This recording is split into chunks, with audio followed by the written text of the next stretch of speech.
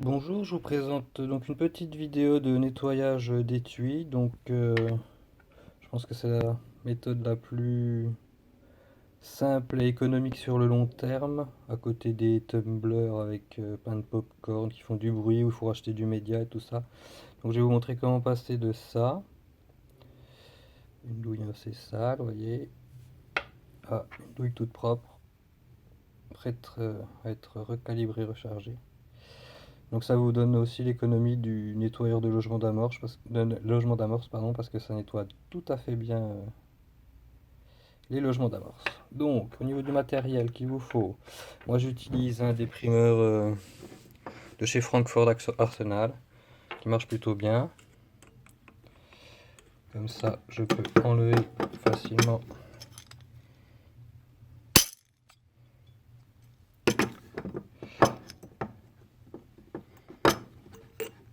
Voilà, donc vous voyez bien qu'au niveau du puits d'amorce il est tout cracra. Donc pour ce faire, j'utilise la méthode du tumbler humide.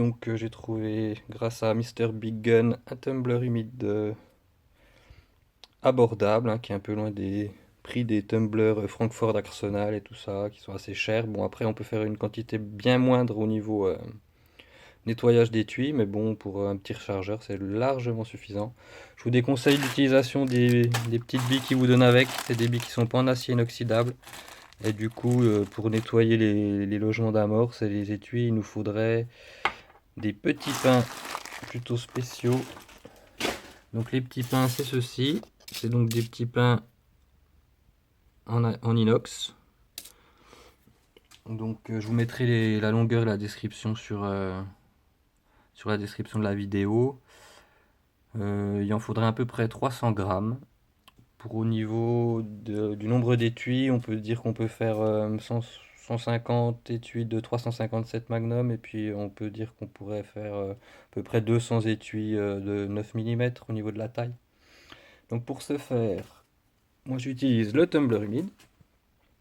Il vous faut un peu d'acide citrique et de liquide vaisselle. Donc l'acide citrique, vous le trouvez dans vos grandes surfaces au même rayon que le bicarbonate de soude normalement. Il vous faut de l'eau. J'utilise un gros saladier pour récupérer ensuite les étuis une fois qu'ils sont rincés. J'utilise un aimant puissant pour pas me casser la tête à devoir séparer les petits pains d'inox là, étant donné que c'est bien aimantable. Je mets le truc en dessous, je vous montrerai tout à l'heure. Donc voilà, je vais remplir mon petit récipient avec ce qu'il faut. Donc là pour la démo, je vais pas mettre 150 étuis, je vais en mettre que 50. Donc comme je vous disais, à peu près 300 grammes de pain d'acier inoxydable. Francfort Arsenal les vend par 2 kilos. Il me semble que ça doit coûter 60 euros en armurerie. Là j'ai trouvé ça sur Amazon. Il n'y a pas de kilos certes dans la boîte, mais pour 300 grammes je crois que je m'en suis sorti pour un peu moins de 30 euros. Le tumbler un peu moins de 80 euros il me semble. Et ensuite il vous faudra utiliser pour sécher les étuis assez rapidement un déshumidificateur. Donc ça sert à faire des fruits secs, de la viande séchée. Pareil, je l'ai touché un peu moins de 30 euros dans une boutique pas loin de chez moi.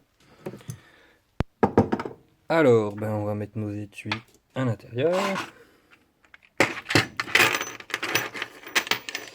Donc là, c'est des étuis de 357.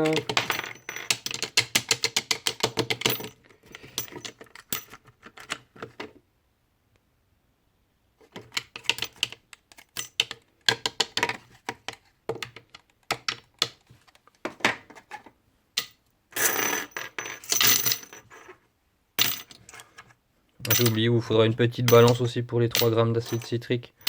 Après, ça correspond à, moi je mets une demi-cuillère à café rase.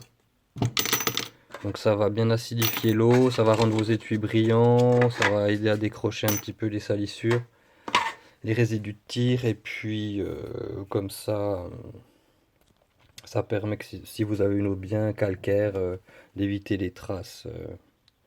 Petite lampe et liquide vaisselle. Je mets mon eau. Donc pareil, l'eau, Faut pas remplir à ras-bord, hein. Vous laissez un petit peu d'air, comme ça brasse bien mieux.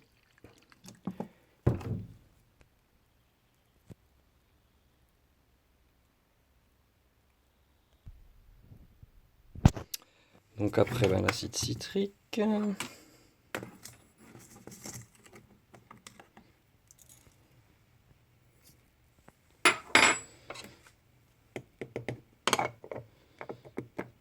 Donc l'appareil est fourni avec un jointeur X supplémentaire. Et puis vous avez une petite courroie de remplacement. Moi j'ai pris le petit modèle, c'est un modèle qui doit faire 2,5 kg je crois, je vous mettrai ça dans la description. Il y a des modèles plus gros. Donc c'est vraiment utilisé, vous trouvez ça sur les sites chinois, Ubaldi, des choses comme ça, Alibaba. On a peut-être sur Amazon aussi. C'est made in Japon et puis ça sert à polir les bijoux normalement. Ou les pierres. Donc au niveau du délai, moi je pars donc sur 2 fois 60 minutes. Ouais, après la bête est branchée, ouais. Donc je le mets en position 2, comme ça vous verrez, ça roule pas trop vite. Et puis il y a une petite stase entre les deux pour bien que les pains se mélangent bien. Je le mets en route, vous verrez le bruit. Voilà, donc bon là il n'y a pas beaucoup d'écu dedans, normalement il est beaucoup plus rempli. Ça mixe tout, les pains et tout comme ça. Normalement il fait une petite stase à un moment, au bout d'une minute ou deux je crois. Vous voyez déjà la couleur de l'eau. Parti pour 2 fois 60 minutes.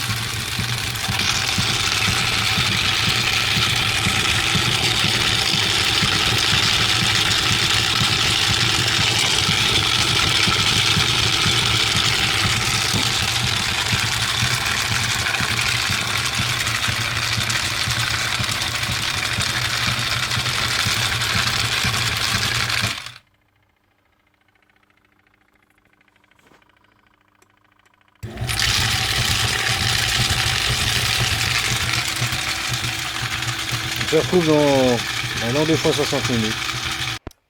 Voilà, les 2 heures sont passées. Maintenant, on va passer au rinçage. Du coup, je vais montrer.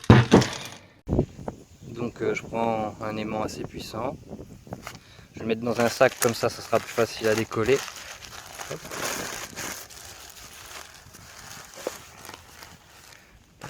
Tac.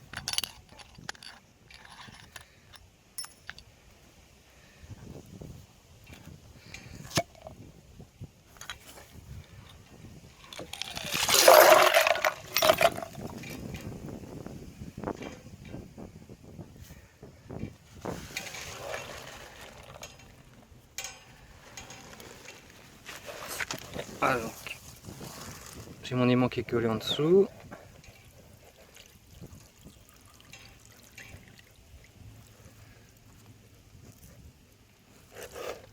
Vous voyez, comme ça les pains restent bien en place. Puis là je vais rincer à l'eau claire.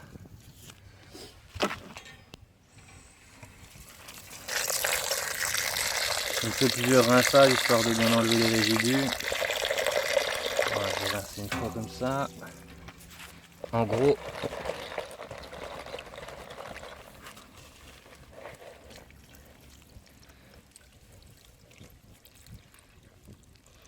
donc après, en fonction de la qualité de vos pains, il y a certains pains qui seront en inox pleine masse, puis il y a certains pains bas de gamme qui vont être juste recouverts d'inox, un peu genre comme du plaqué or. Donc là, vos pains risquent de s'abîmer. Donc je pense que l'achat de pain de qualité un peu plus cher peut se justifier, hein.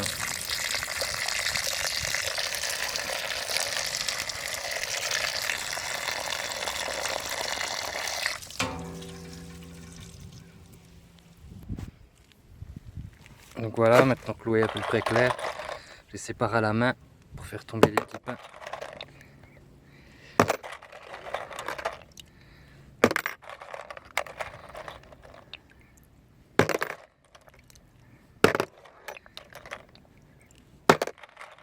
Alors, je vais mettre pause, je vous retrouve après. Voilà, comme ça les pins restent bien au fond. Vous pouvez déjà voir hein, que la douille est bien propre.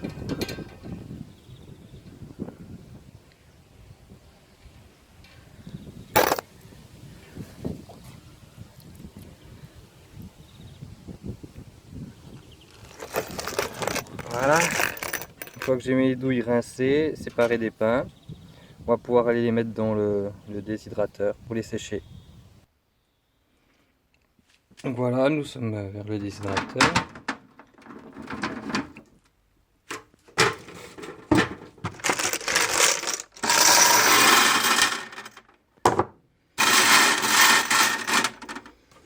Donc ça souffle de l'air chaud, hein. Pas de risque de recuit comme dans certains fours où ça peut changer la couleur de vos douilles. Donc là je mets à 70 degrés. Et c'est parti pour une bonne demi-heure. Donc voilà, au bout d'une petite demi-heure, les douilles sont sèches. Sèches et propres. Le joint d'amorce aussi.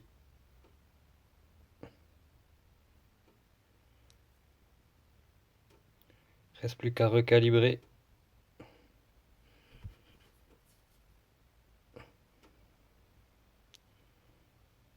Amorcer. Voilà. Merci pour la vidéo. Thanks for watching.